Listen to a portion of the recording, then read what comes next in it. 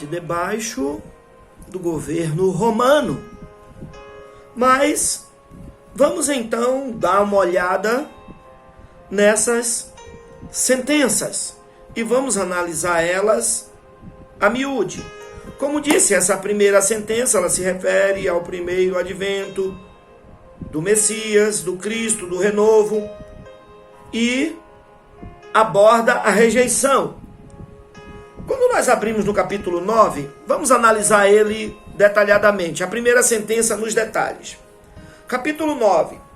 Nos versículos de 1 a 8, o texto bíblico vai nos reportar a Alexandre o Grande, embora não cite o nome dele, e ele conquistará os povos vizinhos a Israel, mas poupará Jerusalém, que está se preparando para a vinda do Messias. Alexandre o Grande, e isso a gente encontra na história geral, na história secular, após o Império Medo-Persa, entra as conquistas da Grécia, através de Alexandre o Grande. Ele conquista Damasco, está no texto, a gente pode ler aí nos versículos de 1 a 8 do capítulo 9, conquista Damasco, conquista Ramate, conquista Tiro, Sidom, Ascalon, Gaza, Ecrom, Asdod, Filístia, ou seja, o destino de Alexandre o Grande era chegar ao Egito, mas Israel está ali bem no meio, essas nações ali estão ali bem no meio do caminho, então, à medida que ele vai passando, ele vai conquistando o território. Mas o fato é que ele poupa Jerusalém. E aí, eu quero me fundamentar dentro desses versículos de 1 a 8, do capítulo 9, eu vou destacar o versículo 8, como é que ele poupa Jerusalém. Olha o que é que o Senhor diz a Zacarias. E acampar-me-ei ao redor da minha casa, se referindo a Jerusalém, contra o exército, para que ninguém passe nem volte, para que não passe mais sobre eles, o meu povo, o opressor, porque agora vi com os meus olhos. Ou seja, não é uma iniciativa e uma bondade de Alexandre o Grande em poupar Jerusalém. Não. É o próprio Messias, ou melhor, é o próprio Deus que está lá à frente do seu povo fazendo a proteção. Quando vamos para o capítulo 9, versículos 9 e 10, a gente vai encontrar a razão da preservação de Jerusalém é o seu rei, o Messias que está para chegar. E aí eu destaco aqui nesses versículos 9 e 10, o versículo 9 que diz assim: alegra-te muito, ó filha de Sião, exulta, ó filha de Jerusalém, eis que o teu rei virá a ti, justo e salvador, pobre e montado sobre um jumento e sobre um jumentinho, filho de uma jumenta. Uma das coisas que Israel não estava preparado era para receber um Messias assim. Eles queriam um general de guerra, talvez. Mas, prosseguindo nessa primeira sentença, vamos para os versículos de 11 a 17. O que é que nós encontramos nesse capítulo 9? Israel será bem-sucedido contra a Grécia. E aí eu vou destacar o verso 13 que diz assim: porque curvei Judá para mim e enchi Efraim com arco.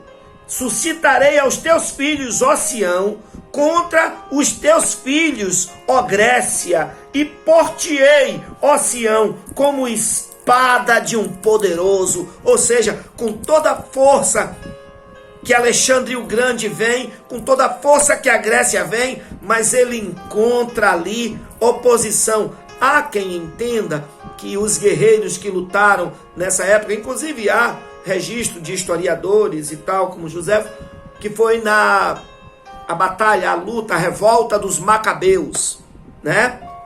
Mas está aí, Vamos avançar um pouco mais. No capítulo 10, versículos... todo o capítulo 10, entrando pelo capítulo 11, indo até o verso 3. O que é que nós vamos encontrar nessa sentença, nessa primeira sentença? A gente vai encontrar que, embora Israel volte a ser disperso novamente, ele será reunido outra vez pelo Messias. Está sempre se repetindo devido às batalhas, à luta, o confronto de poder entre os povos. E aqui nesses versículos do capítulo 10 até o versículo 3 do capítulo 11, eu quero destacar os versículos 9 e 10 do capítulo 10. E considero esse texto muito bonito, queridos. O texto bíblico diz assim, veja que a síntese que eu estou trazendo, ela fala sobre a reunião, outra vez, do Messias de Israel disperso. Assim diz o texto, ainda que eu os espalhei por entre os povos, eles se lembrarão de mim nos lugares remotos onde estiverem, e eles estarão ali vivendo com seus filhos, mas voltarão, porque eu os farei voltar. Veja que o texto começa dizendo, eu os espalhei, devido à desobediência, à rebeldia, né, do povo de Deus, mas o próprio Deus diz, eu vos farei voltar da terra do Egito e os congregarei da Assíria, tirá-los-ei da terra de Gileade e do Líbano, e não se achará lugar bastante para eles, de tantos que eu trarei de tantos lugares. A primeira sentença prossegue no capítulo 11, versículo de 4 a 17. Ela prossegue, e aí em síntese, em resumo, eu diria que esses versículos de 4 a 17 vai tratar desse advento do primeiro Messias. E numa frase eu diria, Israel rejeitará o seu pastor rei e será desencaminhado pelos falsos profetas. A gente vai encontrar aí nesses versículos de 4 a 17 base para afirmar isso que estou afirmando aos irmãos. Mas quero destacar essa rejeição de Israel ao seu Messias no seu primeiro advento. O texto bíblico é um dos mais lindos. A gente vai encontrar ele nas páginas do Evangelho, quando Judas vem atrair o Senhor Jesus. O texto bíblico diz assim, versículos 11 e 12 do capítulo 11. Porque eu lhes disse, se parece bem aos vossos olhos, dá-me o meu salário, e se não, deixa-o. Então pesaram o meu salário, 30 moedas de prata.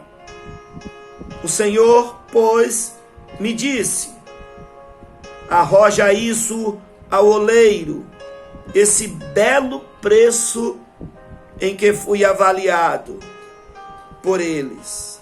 E tomei as 30 moedas de prata e as arrojei ao oleiro na casa do Senhor. O texto bíblico aqui é a profecia com relação a Judas, que vem atrair Jesus por 30 moedas de prata, e depois Judas, num complexo de culpa, procura os sumos sacerdotes. Os irmãos leem a Bíblia, os irmãos conhecem, e diz, traí sangue inocente, e os sacerdotes dizem, isso seja lá contigo, é problema teu. E Judas arroja essas 30 moedas ao templo e sai dali para ir se enforcar. É o Messias sendo rejeitado. E aqui encerra então a primeira sentença.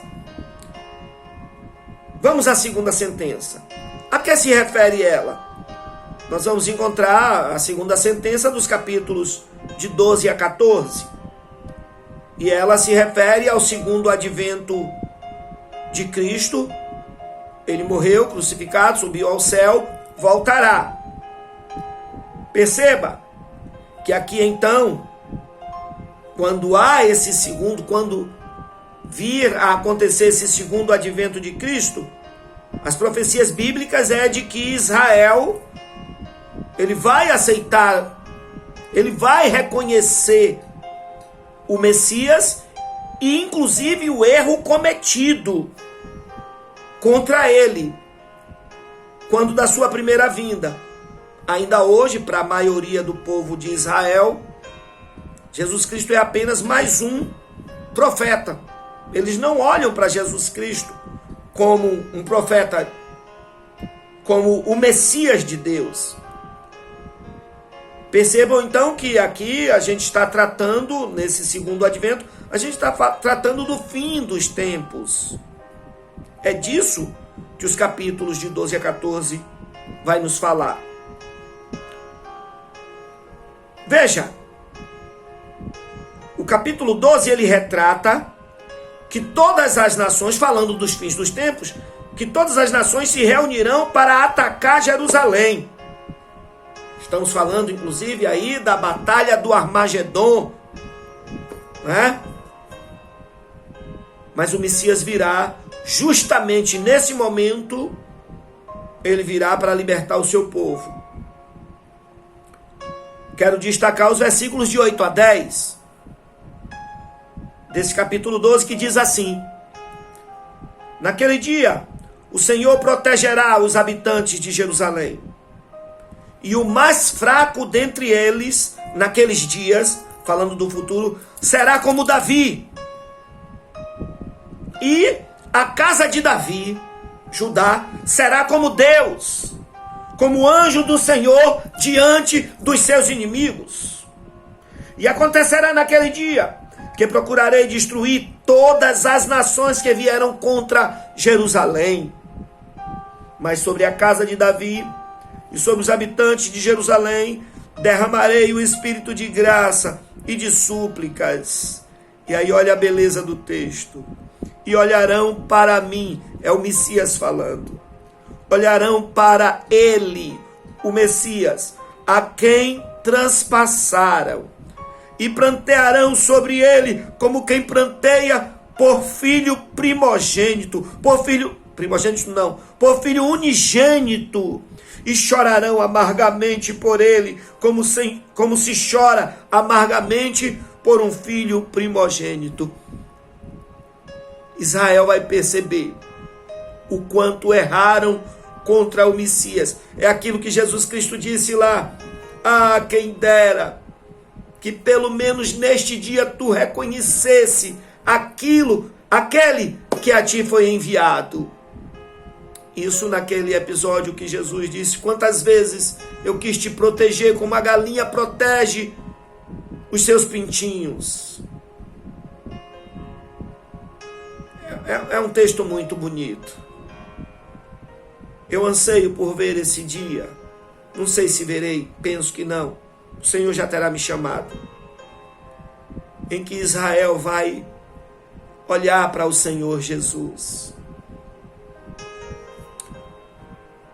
Estamos chegando ao final. Capítulo 12. O Messias virá para libertar o seu povo. Israel cercado, Jerusalém cercado por todos os lados, todas as nações. O Messias vem para libertar. Nessa vinda, o capítulo 13 vai nos falar que Israel será limpo de toda impureza, de toda falsidade, de toda hipocrisia. E aqui, no capítulo 13, eu quero destacar os versículos 1 e 2.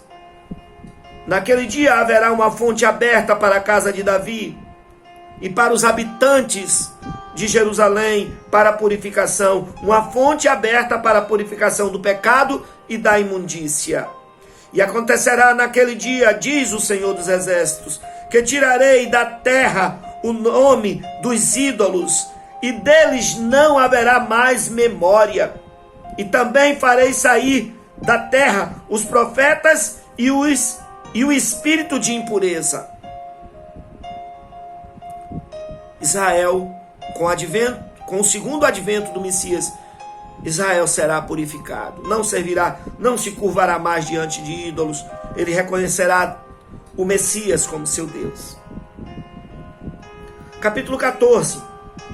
Ele encerra o livro de forma apoteótica, mostrando que o Messias virá não apenas para livrar Jerusalém, mas virá para julgar todas as nações que foram lutar e guerrear contra Jerusalém, virá para julgar todas as nações e reinará em Jerusalém sobre toda a terra. E aqui eu destaco os versículos 8 e 9 do capítulo 14.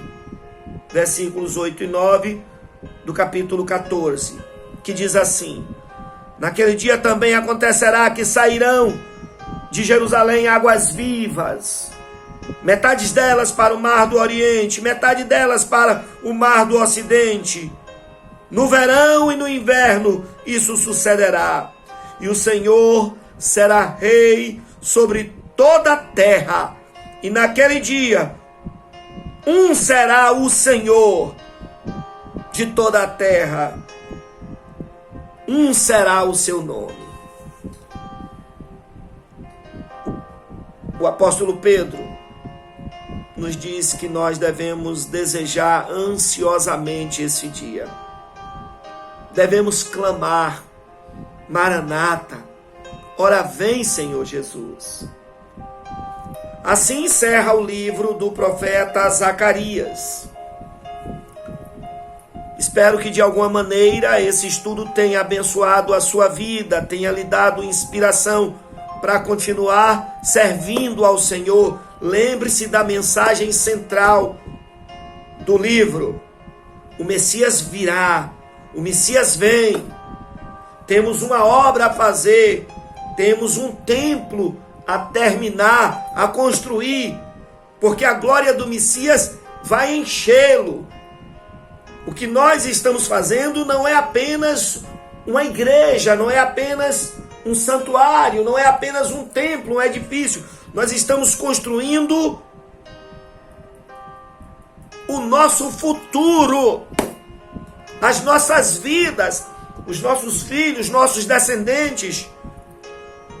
Isso que estamos fazendo alcança eles e os projeta no futuro. A depender da visão que uma pessoa tenha a respeito daquilo que ela está fazendo, vai depender o empenho e a dedicação dela. Se o que ela estiver fazendo for uma coisa qualquer, ela vai se comportar com aquilo que ela está fazendo de um modo qualquer. Mas se a visão que ela tiver for uma visão de grandiosidade, eu não estou fazendo uma obra qualquer. Essa obra que eu estou fazendo é uma obra grandiosa, porque ela é para um Senhor grandioso.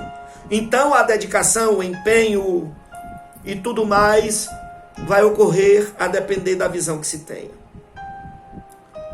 Como membros da Igreja Batista Comunidade do Reino, temos realizado um trabalho e muito ainda temos por realizar.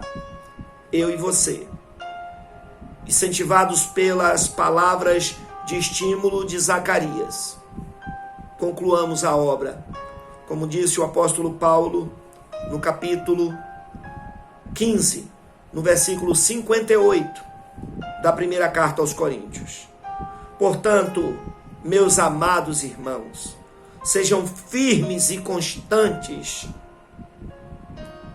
na obra do Senhor, sabendo que o vosso trabalho não é vão no Senhor. Que Ele nos abençoe. Amém, irmãos? Tenhamos todos um ótimo dia na santa presença de Deus e até logo mais, às 19h30, com o nosso culto em louvor e adoração ao Senhor. Amém? Te agradecemos, Santo Deus, pela oportunidade que tivemos de estudar a Tua palavra na manhã deste dia. Te pedimos que o Senhor grave no coração de cada servo Teu, de cada serva Tua.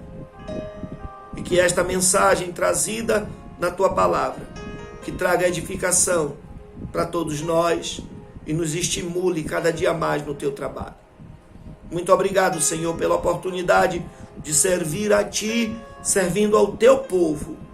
Muito obrigado, Senhor, pelas alegrias celestiais desta manhã. Muito obrigado, Senhor. Te pedimos agradecidos no nome de Cristo Jesus, o Messias que vai voltar para buscar a sua igreja. Muito obrigado, Senhor, em nome de Jesus. Amém? Amém.